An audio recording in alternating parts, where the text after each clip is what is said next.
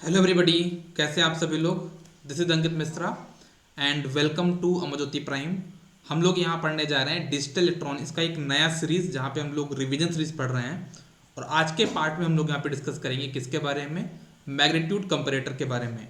A very good evening to all of you. A very good evening छाया।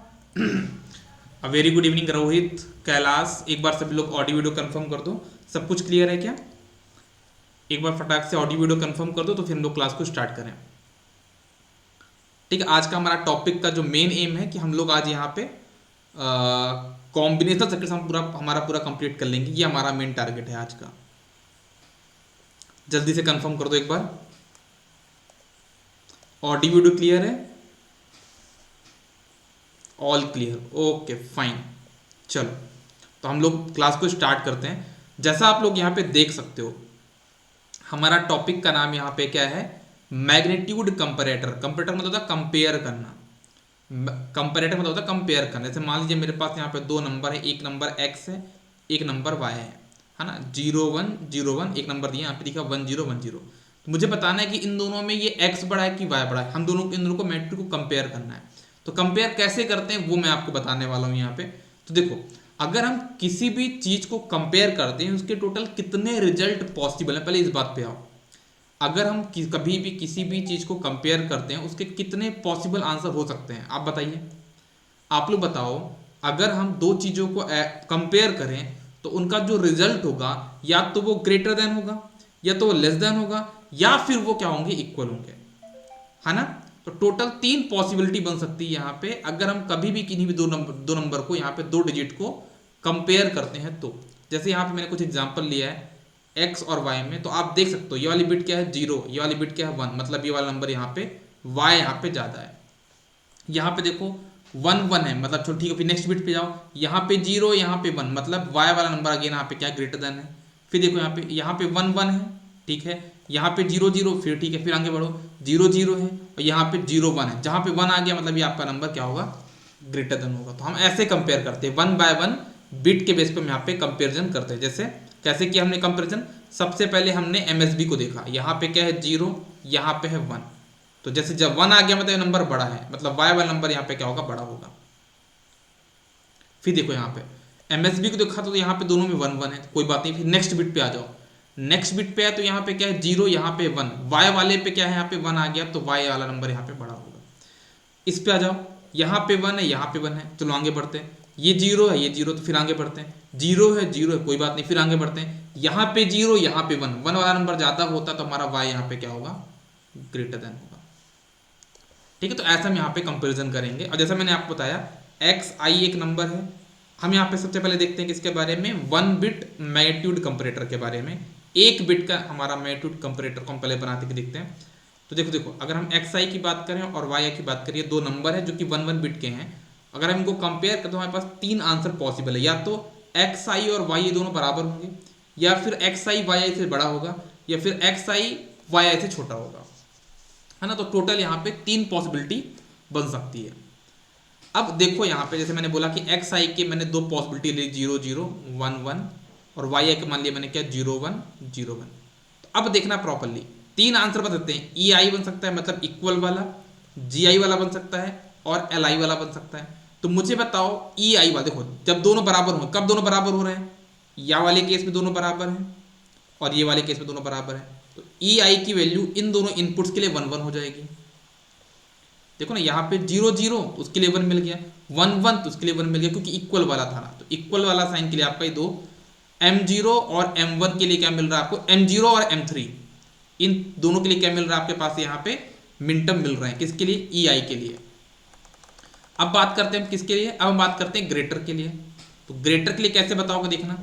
देखो x आई और Y आई दोनों बराबर है, तो यहाँ पे तो ग्रेटर तो नहीं है, तो यहाँ पे 0 रखा अपन ने। 0 1 में अगर बात करें तो एक्स आई यहाँ पे ग्रेटर तो नहीं है, तो अगेन 0 रखा है यहाँ पे।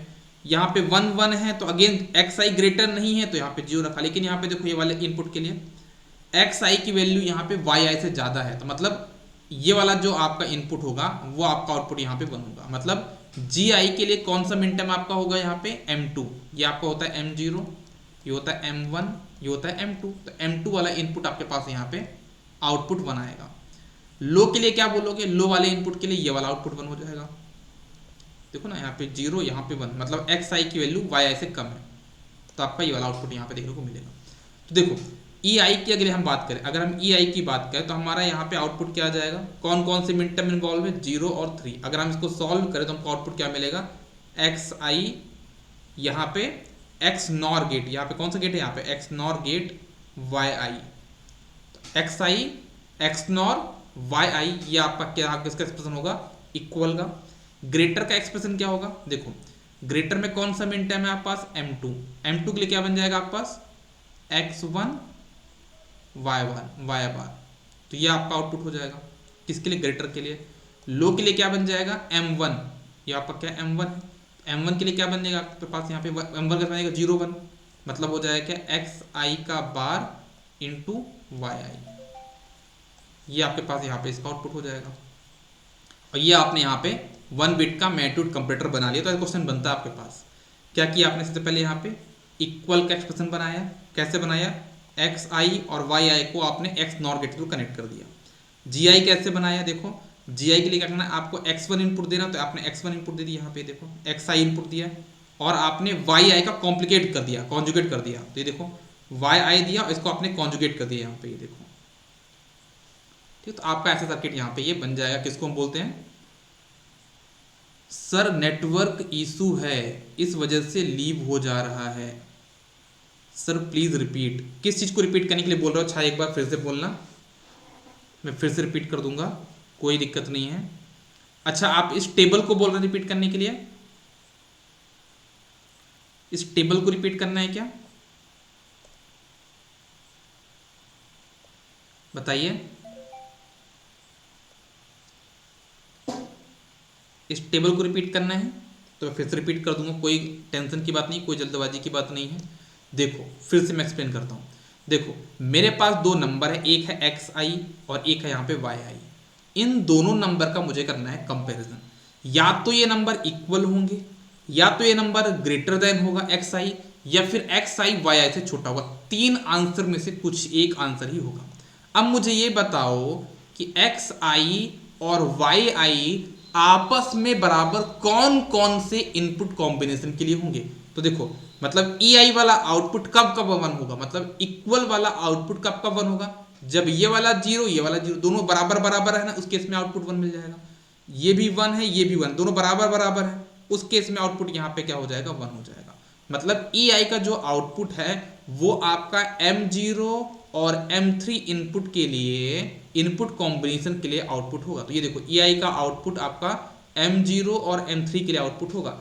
M0 मतलब क्या हो जाएगा, M0 का मतलब होता है आपके पास क्या, एक्स आई का बार इंटू वाई आई का बार, और M3 का मतलब क्या होता है, M3 का मतलब होता है आपके पास क्या, 1 इंटू 1, ये 1 1 हो जाएगा। तो यहाँ पे क्या हो जाएगा, एक्स आई इंटू वाई आई, ये आपका एक्सप्रेशन हो जाएगा। इन दोनों को आप ऐड कर लो तो ये आपका एक्सप्रेशन हो गया, ठीक है। और ये एक्सप्रेशन किसका, ये आपका एक्सप्रेशन होता है एक्स नॉर गेट का होता है, ठीक है। तो हमने यहाँ पे क्या किया, इक्वल का एक्सप्रेशन तो बना लिया।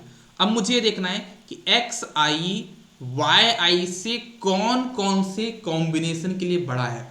तो देखो यहाँ पे 0 यहाँ पे 0, क्या इस केस के लिए एक्स आई की वैल्यू वाई आई से ज़्यादा है क्या, नहीं है, मतलब ये वाला आउटपुट आपका 0 होगा, ये वाला आउटपुट आपका 0 होगा। यहाँ पे 0 है यहाँ पे 1 है, यहाँ पे क्या है 0 यहाँ पे 1 है, इस केस में भी क्या आपका एक्स आई ज़्यादा है क्या, ग्रेटर है क्या, नहीं। इस केस में यहाँ पे 1 यहाँ पे 0, तो हाँ इस केस में आपका एक्स आई वाई आई से ज़्यादा है, इसीलिए जी आई वाला आपका आउटपुट यहाँ पे 1 होगा, ठीक है। सिमिलरली लोअर वाले केस के लिए बात की जाए तो आपका सिर्फ ये वाला इनपुट कॉम्बिनेशन है जहाँ पे एक्स आई की वैल्यू वाई आई से कम है, तो ये वाला आउटपुट आपका यहाँ पे 1 हो जाएगा। तो ऐसे मैंने यहाँ पे इन तीनों के एक्सप्रेशन निकाले हैं, ठीक है। क्लियर है चीज, अब बताओ आप लोग का नेटवर्क तो क्लियर है ना, कोई दिक्कत तो नहीं है।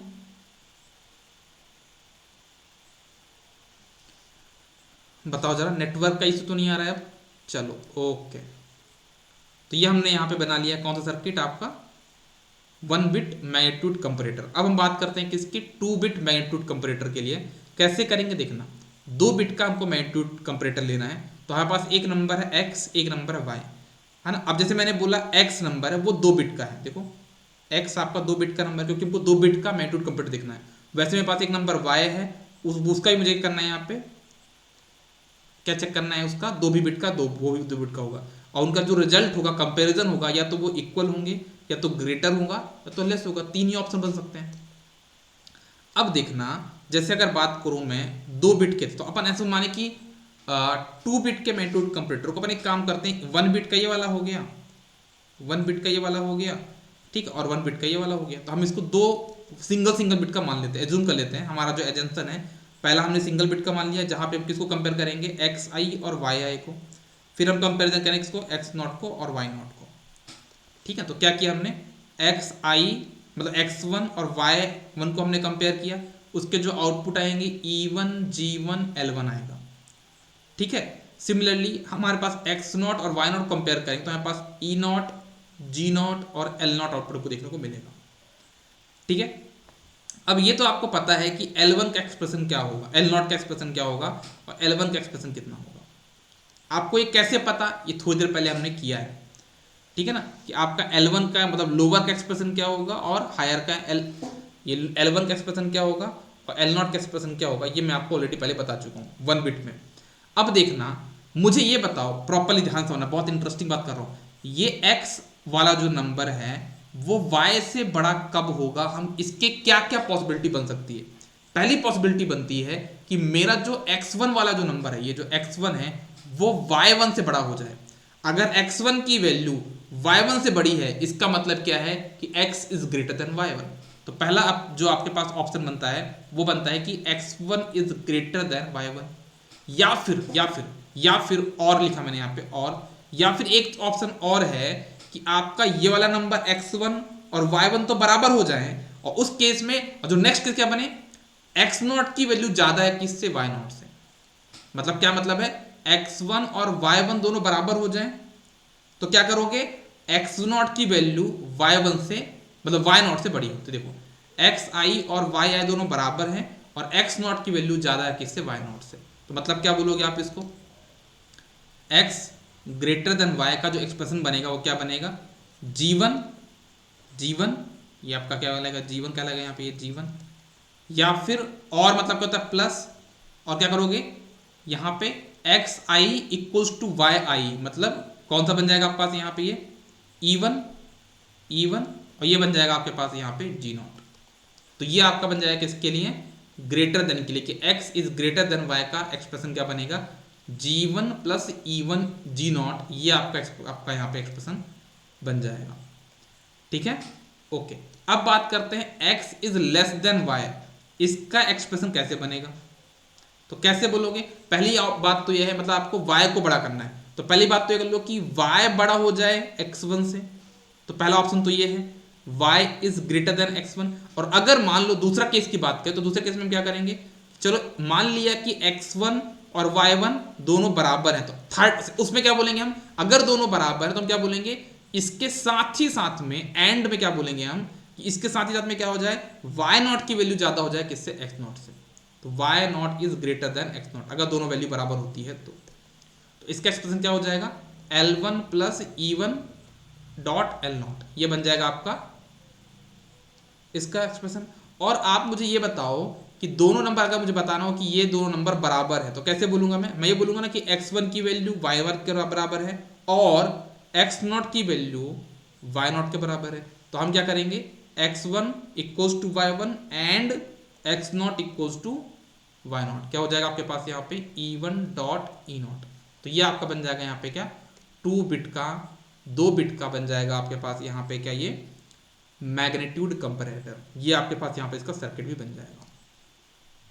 अब हम बात करते हैं यहाँ पे किसके, एक नए टॉपिक पे आते हैं, रोम पे। देखो मैग्नीट्यूड कंपैरेटर उतना इंपॉर्टेंट टॉपिक नहीं था, तब भी मैंने आपको करा दिया। अब हम बात करते हैं यहाँ पे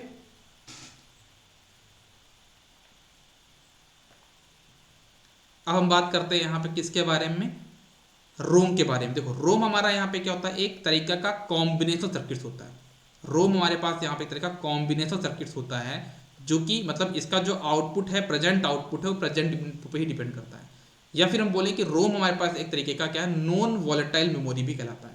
जो रोम है मेरा, वो क्या है, एक तरीके का कॉम्प्लेक्स सर्किट है, और साथ ही साथ वो मेरे पास यहाँ पे क्या एक तरीके का नॉन वोलेटाइल मेमोरी भी है, जिसकी मेमोरी को हम रिमूव नहीं कर सकते, नहीं हटा सकते, ठीक है, जिसको हम चेंज नहीं कर सकते, है ना, डेटा हम चेंज नहीं कर सकते, उसको बोलते हैं नॉन वोलेटाइल, रिमूव नहीं कर सकते, इरेज नहीं कर सकते, ठीक है। अब देखो यहाँ पे रोम में क्या होता है, जो आप लोग के लैपटॉप में जो रोम लगा रहता है ना, उसकी बात हम यहाँ पे कर रहे हैं। जैसे यहाँ पे रोम है, इसमें कुछ एड्रेस लाइंस होती हैं और कुछ इसमें डेटा लाइंस होती हैं। याद रखना, रोम में क्या होता है, कुछ एड्रेस लाइंस होंगी, कुछ आपके पास यहाँ पे डेटा लाइंस होंगी। अब यहाँ पे एक इंटरेस्टिंग चीज़ है, जैसे मान लीजिए कि अगर आपके पास n एड्रेस लाइन है, कितनी एड्रेस लाइन है, n एड्रेस लाइन है, तो कितने एड्रेस होंगे, ये समझना, ये क्वेश्चन बनता है। अगर आपके पास n एड्रेस लाइन है तो 2 की पावर n एड्रेस होंगे। क्या बोला मैंने, अगर आपके पास कितने एड्रेस लाइन है, n एड्रेस लाइन है, तो कितने एड्रेस होंगे, 2 की पावर n एड्रेस होंगे। अगर कोई आपसे पूछता है कि किसी भी रोम का साइज क्या होगा, तो क्या बोलोगे, number of address into data lines. Size क्या होगा इसका, number of address into data lines, ये आपका क्या होगा, इसका साइज होगा। ओके, और कैसे बनाओगे, नंबर ऑफ एड्रेस कितने कहलाएंगे, नंबर ऑफ एड्रेस कहलाएंगे आपके कितने, 2 की पावर n। जैसे आप यहाँ पे मान लो आपके पास 2 एड्रेस हैं, तो क्या बोलोगे, 2 की पावर 2 इंटू 3, वो आपका क्या कहला जाएगा, यहाँ पे डेटा लाइंस कहला जाएगा। तो हम क्या बोलना चाह रहे हैं यहाँ पे, कि जो हमारा रोम होता है उसका साइज क्या होगा, क्या बोलोगे, नंबर ऑफ एड्रेस, मतलब 2 की power n into D. Best आप समझना, यहाँ पे क्या होगा, 2 की पावर n इंटू डी, ये आपका रोम का साइज होता है। यहाँ पे n क्या है, n यहाँ पे क्या एड्रेस लाइन्स है। जैसे मान लीजिए एक मैंने यहाँ पे बनाया है, क्या रोम बनाया है, कैसे बनाया देखना प्रॉपर्ली। मैंने एक यहाँ पे सबसे पहले क्या लिया, 2x4 का डिकोडर लिया, 2 इनपुट लिया, तो 4 आउटपुट आ जाएंगे यहाँ पे, ठीक है। और इनको मैंने यहाँ पे इस तरह से कनेक्ट कर दिया, देखो यहाँ पे ये मान लिया मैंने D2, ये मान लिया यहाँ पे D1, और यहाँ पे मान लिया D0। तो मतलब क्या किया मैंने, इनको रैंडमली कोई भी वैल्यू कनेक्ट कर ली, 0, मतलब इसमें क्या किया मैंने, ये वाला वैल्यू mg, देखना इसको क्या किया मैंने, D2 के लिए क्या किया हमने, यहाँ पे कौन को उसको कनेक्ट किया, m0, m1 और m3 को कनेक्ट कर दिया। D1 के लिए क्या कनेक्ट किया मैंने, m2 और m3 को कनेक्ट कर लिया। और D0 के लिए मैंने यहाँ पे m1 और m0 और m1 को कनेक्ट कर लिया। तो ये क्या बन गया मेरे पास, इनमें कुछ डेटा स्टोर हो गया, इनमें क्या हो गया, कुछ डेटा स्टोर हो गया। तो क्या बोलोगे, अब कैसे बोलोगे वो समझना आप लोग प्रॉपर्ली, है ना, देखना समझना प्रॉपर्ली, कैसे रोम का साइज डिसाइड होगा। आपके पास कितने एड्रेस लाइन्स है, यहाँ पे 2 एड्रेस लाइन्स है, तो कितने एड्रेस होंगे, 4 एड्रेस होंगे, 1 2 3 4, ये 4 डब्बे बन गए, ये क्या बन गए, 4 डब्बे बन गए।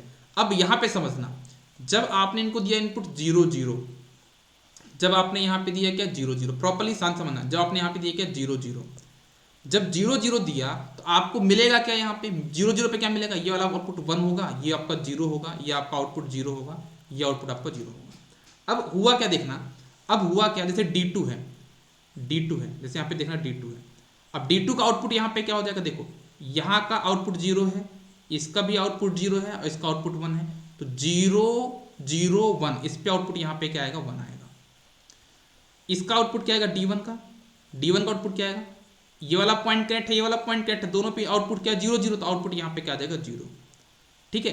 फिर यहाँ पे देख लो, यहाँ पे क्या है 1 है, यहाँ पे क्या है 0 है, देख लो, तो 1 0 पे क्या आएगा आपका आउटपुट, 1 0 पे आपका आउटपुट आएगा यहाँ पे 1, मतलब 0 0 इनपुट देने पे क्या डेटा स्टोर हुआ है यहाँ पे 1 0 1, ठीक है। वैसे आप यहाँ पे कुछ भी चेक कर सकते, मान लो यहाँ पे लेता हूँ मैं क्या 1 0 लेता हूँ, जैसे मैंने यहाँ पे 1 0 पे क्या होगा 0 0 1 0, ये आउटपुट आएगा। अब इस पे भी चेक कर लो कैसा आपका डेटा आएगा, मतलब इनमें क्या डेटा स्टोर होगा। देखो पहले बात करते हैं हम D2 की, है ना, तो यहाँ पे आउटपुट क्या है 0 आया इस पे, यहाँ पे आउटपुट क्या है 0 है, और इसमें भी आउटपुट क्या है 0, तो आपका आउटपुट D2 क्या आने वाला है यहाँ पे 0, ओके, ठीक है। अब बात करते हैं हम D1 की, तो यहाँ पे आउटपुट 0 है, इसमें आउटपुट 1 है, तो यहाँ पे आउटपुट क्या आ जाएगा 1 आ जाएगा। फिर इस पे भी देख लो, यहाँ पे आउटपुट 0 है, यहाँ पे भी आउटपुट 0 है, तो यहाँ पे आउटपुट क्या आने वाला है 0, मतलब जब आप यहाँ पे एड्रेस लाइन क्या होगी 1 0 होगी, जब आपका एड्रेस लाइन 1 0 होगा तो आउटपुट क्या आएगा यहाँ पे 0 1 0, तो 0 1 0 आपके पास यहाँ पे आउटपुट देखने को मिलेगा। तो आप ये समझिए कि हमारे पास जो रोम होता है, हमारे पास जो रोम होता है उसमें क्या होता है, जितनी भी एड्रेस होंगे, मेरे पास 2 एड्रेस हैं, तो ये देखिए एड्रेस है क्या, ये एड्रेस लाइन्स है, 1 2, ये 2 एड्रेस लाइंस है और ये इनके एड्रेस है 1 2 3 4, ये 4 एड्रेस हो गए और इनके अंदर जो डेटा अवेलेबल, देखो ना कितनी बिट का डेटा है, देखो ना 1 2 3, ये आपका क्या है यहाँ पे डेटा लाइन्स है, डेटा आउटपुट है। क्या बोलोगे आप यहाँ पे, इसको डेटा बोलोगे। तो देखो ये एड्रेस लाइन्स हो गई, ये 4 एड्रेस हो गए और एक एड्रेस में कितना डेटा है, एक एड्रेस में कितना डेटा आपके पास यहाँ पे 3 बिट का, तो हम क्या बोलेंगे उसको डेटा लाइन्स बोलेंगे। तो वो हमारा ऑर्डर हो जाएगा। हमारा ऑर्डर कितना हो जाएगा आपके पास, यहाँ पूछूं मैं तो आप बोलो इसका कितना हो जाएगा, 4x3 का ऑर्डर हो जाएगा। मतलब 4 एड्रेस हैं, 4 एड्रेस हैं और डेटा लाइन्स कितनी है आपके पास यहाँ पे 3, मतलब एक एड्रेस में कितना डेटा है वो 3 बिट का है। तो ये हमारा क्या हो जाएगा, इसका एड्रेस हो जाएगा। ठीक है, तो ये हो गया आपका सीक्वेंस, आपका जो कॉम्बिनेशनल सर्किट्स है वो आपका मैंने पूरा पूरा यहाँ पे कंप्लीट कर दिया है।